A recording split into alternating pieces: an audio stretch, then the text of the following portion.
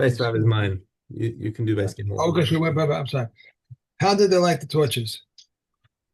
Um, they would bring long poles of cedar wood, reeds, balsam wood, and fiber chips of flax. Someone would tie them together with rope, climb to the mountaintop, set fire to them, and wave the torch back and forth, up and down until they saw its colleague, doing likewise on top of the second mountain, and so too on top of the third mountain. And from where did they light the torches? From the Mount of Olives to Sartiva, from Sartiva to Grafina, from Grafina to Kavran, from Kavran to Beit Bilton. They built in. They did not move. The signal would wave back and forth and up and down until he saw the entire diaspora before him like a mass of fire. There was a large courtyard in Yerushalayim, which is called Beis Yatzik, and all the witnesses gathered and all the Beis Din interrogated them there, and they made large feasts in order that they be accustomed to come. But originally, they did not move from there all the day, and Rabbi Gamliel, the elder, acted that they should be permitted to walk 2,000 cubits in every direction. Not only these witnesses, but also a midwife who comes to delay the delivery, and one who comes to rescue people from a fire or from an attacking army or from a flooding river or from a fallen building. They are considered like the people of the city, and they have the right to walk 2,000 cubits in every direction. Okay. Okay. This is what I was taking over your part. Okay. Yeah. So resuming the story of what happens with the witnesses. Okay.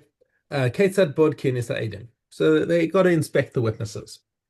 Zug Sheba Rishon. So the first ones who get there, we take them first come first. So Bodkin also Rishon. So we first in, first out. Machnisin es hagadol shebehen. So we first admit the more senior of the two. Omrim lo Emil Ketzad or Isa is Alavana. Tell us what did you see of the moon?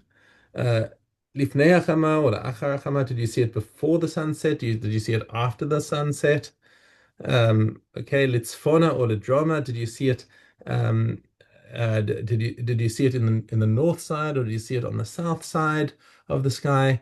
And Kama Haya Gavor, how high was it? Or Ayin Haya Note, which way was it? How high was it? Which way was it facing? Kama Haya Rachav, how wide was it? Imamar Lifnei Achama, Lo Amar Klom. If you said, oh, I saw it before the sun set, then no, that's no good. You've got you wouldn't have seen it because it would have been because when by definition when you have a new moon, the moon is just after the sun, and so as the sun, it's just a thin little sliver, and you won't see it when the sun's setting because it's in the same direction as the sun. אחר כך היו מכניסים את השני בודקין also. And afterwards they would admit the second witness and check him with the same questions. Just by the way, one of the things that's also important is like they ask which direction was it facing. In other words, it's a crescent moon, obviously, it's a new moon. But was the crescent facing downwards or was the crescent facing upwards? And that's another thing to say. Like, if somebody doesn't know his astronomy and doesn't realize that the sun is what lights up the moon, obviously the round part of the crescent has got to face the sun. Right. But if he says that the moon was facing this way, then he's obviously lying. Right. By the way, that was something that I noticed in a Netflix movie I was watching.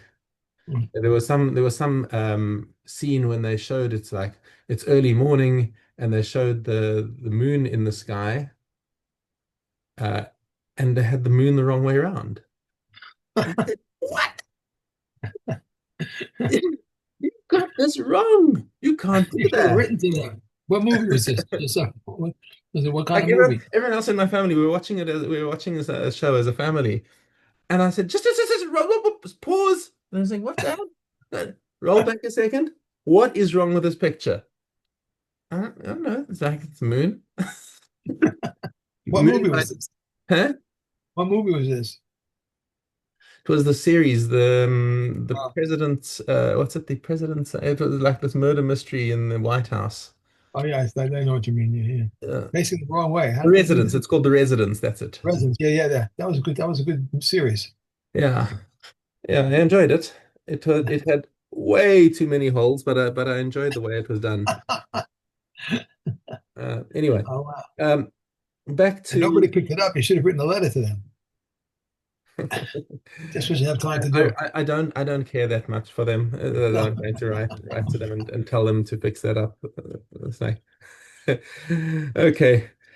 אחר כך, so, ואם נמצאו דבריהם מכוונים. So if the two witnesses back each other up and it all seems right, עדותן קיימת, then their collective testimony is standing. Now, what do you do with the rest of the people? You've got 400 people sitting in the waiting room, each one of them wanting to come and give testimony. שאר כל הזוגות שואלים אותם ראשי דבריהם. You just ask them a couple of, you bring them in each one by one and ask them a couple of perfunctory questions and say thank you very much. לא שהיו צריכים להם, not because you need their aiders, אלא כדי שלא יצאו בפחי נפש, just so they shouldn't go out all disappointed and say like, what did I bother coming for? בשביל שיהיו רגילים לבוא, because we want people to come. right. Okay. Rosh based in Omer Mekudash. Okay, so it's been accepted. The Rosh based in says Mekudash. V'chola amonin acharav Mekudash Mekudash. They answer it twice. There was a reason why Mekudash Mekudash. Because Mikrai Kodesh. So the pasuk that says Mikrai Kodesh, Shnei Mikraos. So they got to call it out twice. Okay, Ben Shenire Bismano, Ben Shelo Nire Bismano, Mekad Shinoso. Says the Tanakama. Doesn't matter if it's on the 30th day or the 31st day. We still do the sanctification. Rabbi Elazar bar Tzadok omer, im lo nira bizmano, ein mekadshin oso shekvar kiddushuhu shamayim. So there's only any purpose of intervening and declaring Rosh Chodesh if it's on the 30th day. But if it's on the Mhm. 31st day, it's automatically going to be Rosh Chodesh because we never have a month that's more than 30 days long. So once no witnesses have arrived on the 30th day, we don't have to bother with anything else. It's automatically Rosh Chodesh the next day.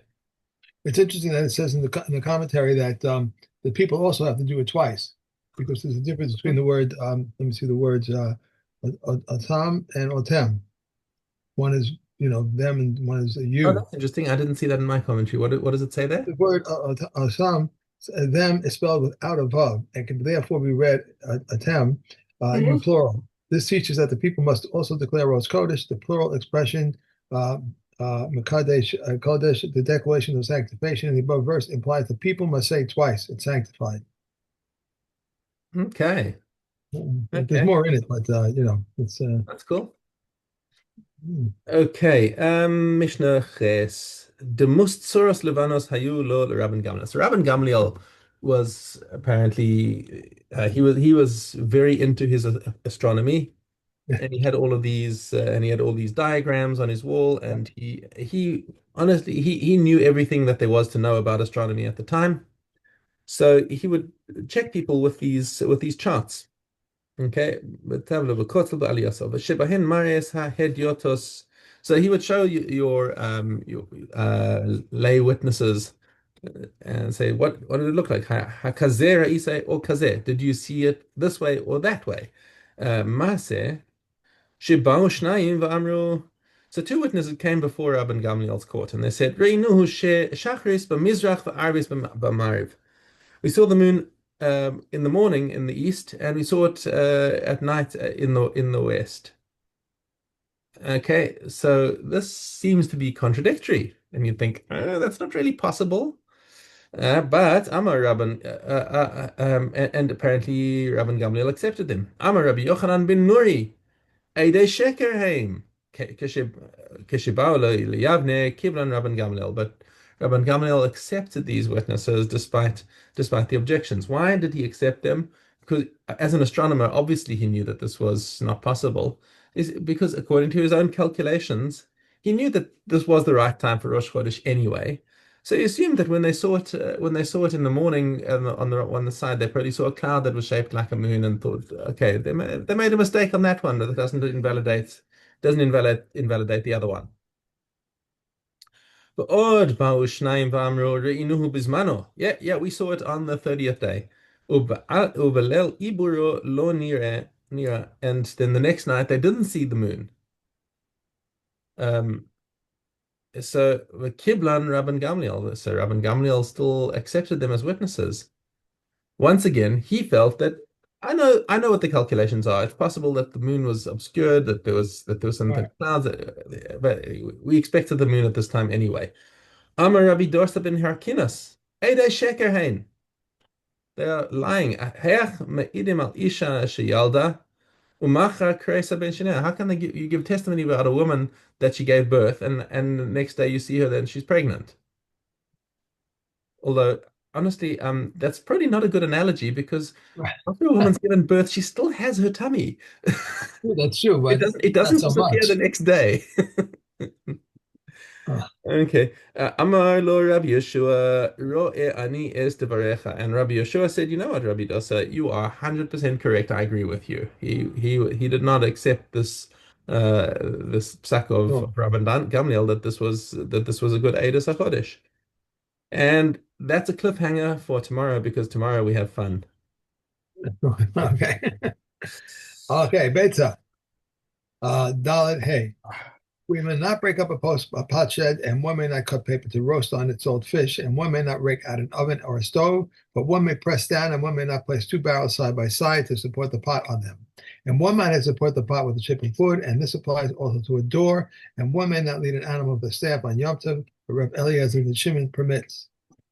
Reb Elazar says, a person may take a chip from what lies before him to clean his teeth with it, and he may gather from the courtyard and light, for everything which is in the courtyard is guarded and prepared.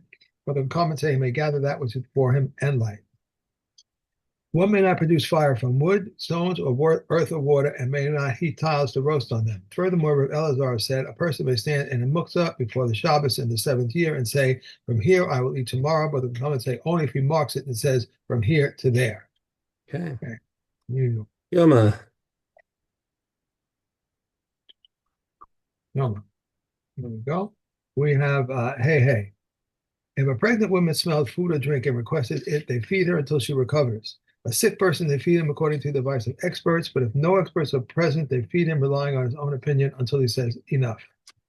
If one was seized with bulmos, they feed him even forbidden foods until his vision is restored. If one was bitten by a mad dog, they may not feed him its liver lobe, but Messiah ben Karetz permits it. Messiah ben Karetz also said if one has an ailment in his throat, they may drop medicine into his mouth on Shabbos because there may be a danger to life, and every possible danger to life supersedes Shabbos. If a building collapses on someone on the Sabbath and it's not uncertain whether he is there or not, or it is uncertain whether he is alive or dead, or is uncertain whether he is a heathen or a Jew, they must clear the heap of debris for him. If they found him alive, they must clear the rest of the debris for him, but if he is dead, they leave him there. Okay. Done. Eruvin. Okay. Gimel S.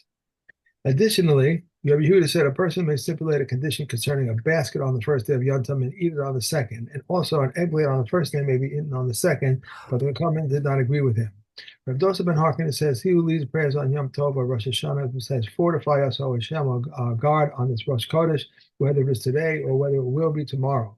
And on the morrow, he says, whether it is today or whether it was yesterday, but the comment did not agree with him.